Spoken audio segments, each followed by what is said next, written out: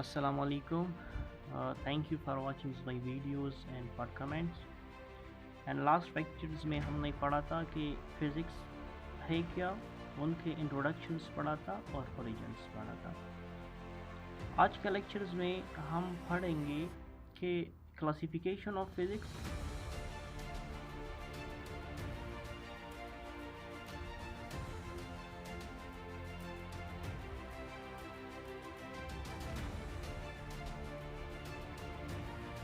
And aim of physics.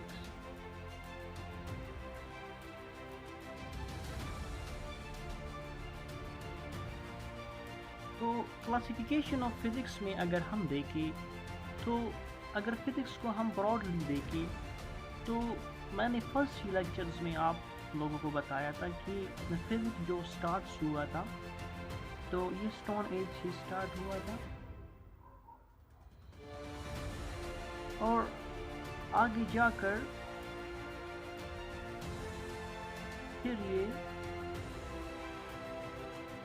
Nature से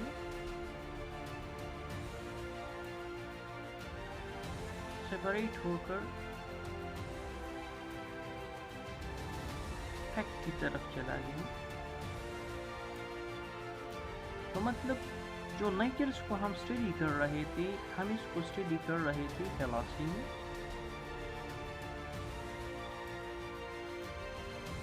और जब हम फैक्ट की तरफ चले गए, फैक्ट का मतलब मैंने बताया था कि अर्थ क्यों रिवॉल्विंग्स करते हैं अबाउट द सन, या मून्स क्यों रिवॉल्विंग्स कर रहा है अबाउट द अर्थ, या सीजन किस तरह चेंज हो रहे हैं। तो जब फैक्ट के बारे में हम पढ़ते हैं तो ये क्या बना, फिज़िक्स बना। अब क्लासिफिकेशन ऑफ फिज़िक्स में इनके बेसिकली अगर हम देखें तो दो स्टेजेस है। एक को हम कहते हैं क्लासिकल फिज़िक्स,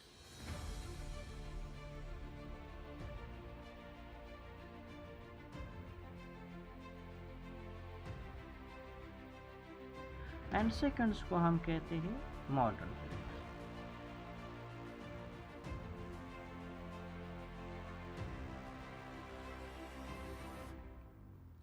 क्लासिकल फिज़िक्स में हम स्टोन एज से लेकर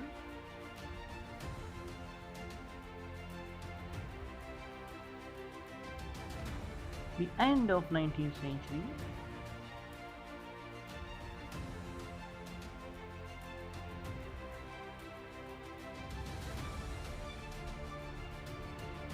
इसके अंदर जितना भी फिज़िक्स आता है तो हम उसको कहते हैं क्लासिकल फिज़िक्स। तो स्टोन एज से लेकर एंड ऑफ 19th सेंचुरी ये हमारे पास कहलाता है क्लासिकल फिज़िक्स। क्लासिकल फिज़िक्स को हम कह सकते हैं न्यूटोनियन फिज़िक्स भी कहते हैं।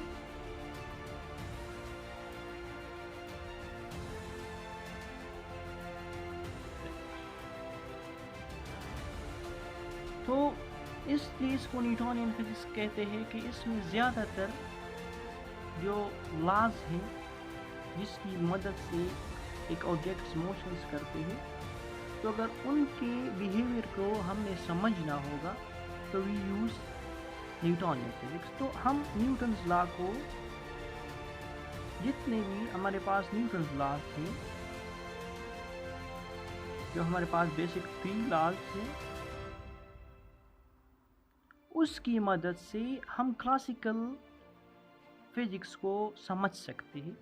मतलब उनके जितने भी प्रोसेसेस हैं, जितने भी फंक्शंस हो रहे हैं, तो हम उसको न्यूटोनियन फिज़िक्स या न्यूटन्स लॉज की मदद से हम उसको एक्सप्लेन कर सकते हैं। फिर न्यूटन्स लॉज क्या है, इंशाल्लाह we will study in the next lecture. लेकिन जो इसको हम कहते हैं न्यूटन्स क्लासिकल फिज़िक्स। तो फैक्ट ऑफ क्लासिकल फिज़िक्स क्या क्या कहलाता है कि कब हम इस फिज़िक्स को यूज़ करते हैं। देखिए इसका फर्स्ट जो है, अगर एक ऑब्जेक्ट, फर्स्ट क्या है, अगर एक ऑब्जेक्ट आपके पास स्पीड ऑफ लाइट से 1% ऑफ स्पीड ऑफ लाइट से अगर उनका स्पीड कम हो तो हम यूज़ करेंगे classical physics. if objects move with speed of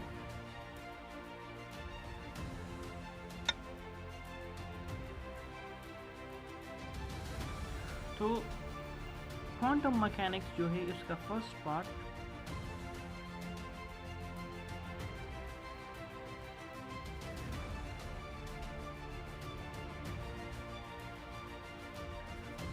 ये डील्स करते हैं उन ऑब्जेक्ट के साथ जो वेरी स्मॉल है।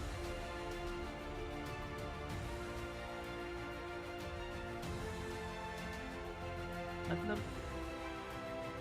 कि वो ऑब्जेक्ट जिसको हम नेक्ड आई से नहीं देख सकते और हम अप्रोक्सीमेटली हम देख सकते हैं कि माइक्रोस्कोप से, लेकिन हम उसको माइक्रोस्कोप से भी नहीं देख सकते, लेकिन हम यहाँ पर लिख लेंगे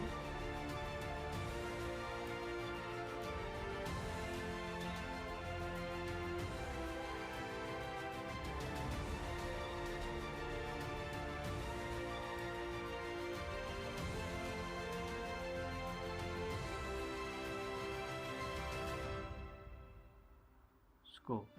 हम उसको तकरीबन देख सकते हैं किसके साथ, माइक्रोस्कोप के साथ। और सेकेंडली जो है इसका दूसरा पार्ट जो था वो रिलेटिविटी है। तो रिलेटिविटी है में हम उस ऑब्जेक्ट को स्टडीज करते हैं जो स्पीड ऑफ लाइट के साथ जाते हैं। The study of objects which move about speed of light.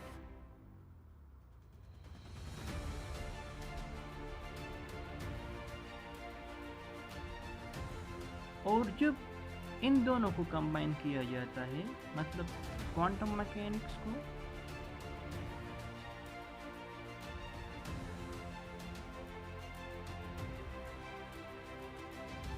Plus relativity को, तो इसको हम कहते हैं relativistic quantum mechanics.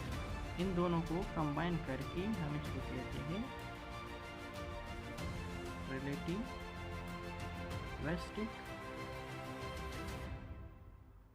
Quantum mechanics. तो मतलब इसमें हम क्या पढ़ते हैं, उस ऑब्जेक्ट को जो स्पीड ऑफ लाइट के साथ जाते हो, स्पीड ऑफ लाइट के साथ जाते हो, और सेकेंडली कि वो क्या हो, very small object.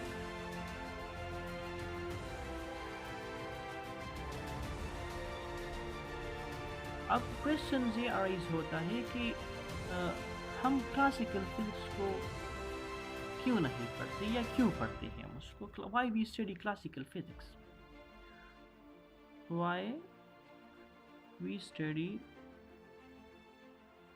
Classical physics.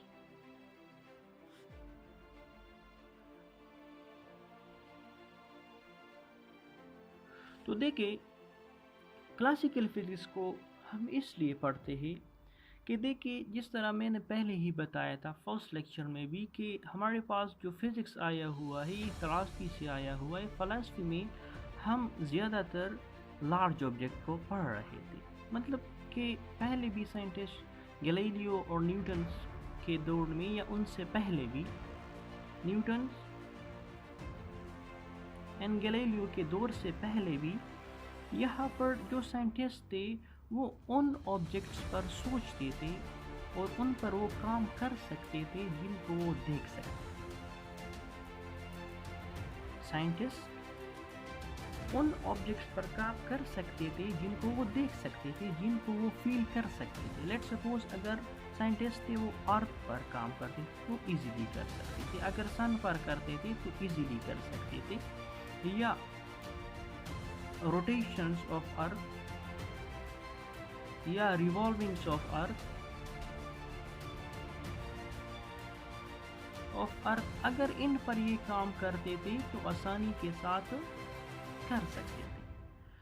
तो इन लोगों ने कहा कि फिजिक्स हमारे पास इनफ है कि हर चीज़ को एक्सपेंड कर सकता है, कि जितने भी वो चीज़ों को देख सकते थे वो ऑर्डिनरी स्पीड के साथ ट्रेवल करते थे, मतलब ऑर्डिनरी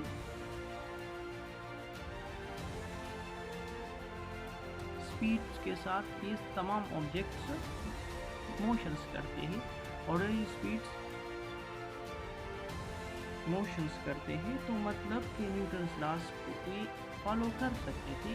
बट जब इन लोगों ने देख लिया कि माइक्रोस्कोप की तरफ चले गए और कुछ ऐसे फेनोमेना हो रहे थे कि फिर भी उनको एक्सप्लेन नहीं कर सकते थे न्यूटन्स फिजिक्स से या क्लासिकल फिजिक्स से। फॉर एग्जांपल अगर हम एटम्स को देखें,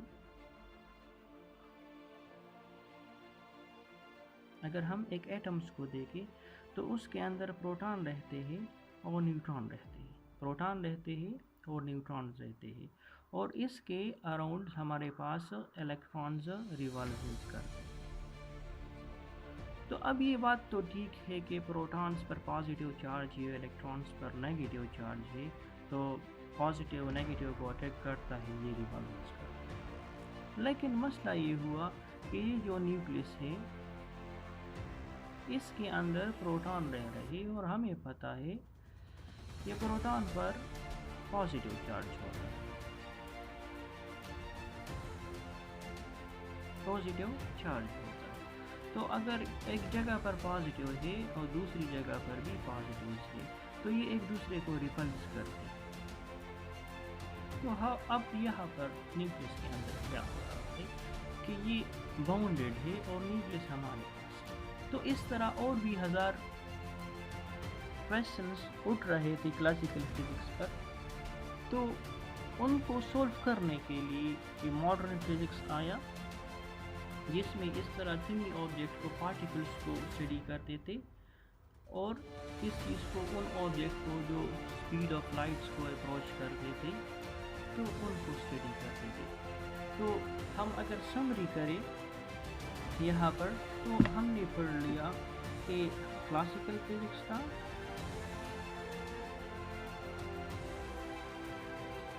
और एक था मॉडर्न।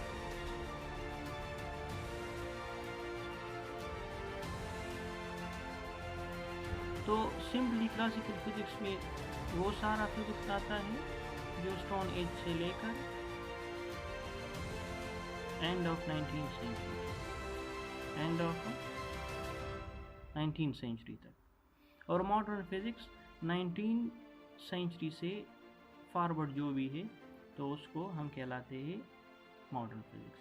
फिर क्लासिकल फिजिक्स में हम इसको क्यों क्लासिकल फिजिक्स कहते हैं, क्योंकि इसमें हमारे पास जितने भी न्यूटन लॉज है या गैलीलियोस के जितने भी लॉज है, तो वो उनकी मदद से हम सारे फिज़िक्स को पढ़ सकते हैं। फिर ये क्वेश्चन उठता है कि हम क्यों क्लासिकल फिज़िक्स को पढ़ते हैं। तो क्लासिकल फिज़िक्स हमारे पास कोर्स है, अगर हम एक बड़ा ऑब्जेक्ट को समझ सके कि मतलब ये किस तरह बिहेवियर्स करते हैं, जिसको हम एक्सपेरिमेंट के ज़रिए से आसानी के साथ समझ सकते हैं, तो फिर अगर हम उन चीज़ों की तरफ चले जाए जिसको हम नहीं देख सकते, तो we can explain that easily. तो ये हमारे पास क्या है, क्लासिकल फिज़िक्स हमारे पास फंडामेंटल है, क्लासिकल फिज़िक्स हमारे पास फंडामेंटल है। जब हम इस क्लासिकल फिज़िक्स को समझ लेंगे तो फिर हम मॉडर्न फिज़िक्स की तरफ जाएंगे। तो मॉडर्न फिज़िक्स में हमने क्या पढ़ा, दो एस्पेक्ट को हमने पढ़ा। एक हमने पढ़ लिया रिलेटिविटी, ये वो ऑब्जेक्ट जो स्पीड ऑफ लाइट के साथ जाते हैं, स्पीड ऑफ लाइट के साथ अगर ऑब्जेक्ट जाते हैं। और सेकेंडली हमने क्वांटम मैकेनिक्स पढ़ा, जिसमें हम पार्टिकल्स के बारे में बात करते हैं। और जब हमने इन दोनों को कंबाइन कर लिया तो हमने उसको नाम दे दिया relativistic quantum mechanics. Relativistic quantum mechanics हमने इनको नाम दें। तो ये था हमारा इस लेक्चर का एंड्स कि इसमें हमने इन चीज़ों को डिस्कस कर लिया, और इंशाल्लाह in next video we will start basics physics. एक लेक्चर्स में हम कुछ अगर फंडामेंटल मुझे लग रहा है तो हम उसी को स्टार्ट करेंगे कि फिज़िक्स के अंदर क्या क्या है। लेट सपोज अगर आपके पास सिंबल्स है या हम अगर न्यूटन्स के जो कुछ लॉज है, न्यूटन्स लॉज को हम पढ़ेंगे, फिर हम मोशंस की तरफ जाते हैं, और फिर हम इस लॉज को यूज़ करके कुछ प्रॉब्लम्स को सॉल्व करेंगे। तो और फिर हम इसको के प्रैक्टिकली किस तरह हम यूज़ करेंगे, या हम कह सकते हैं कि इसके एप्लीकेशंस हम पढ़ेंगे।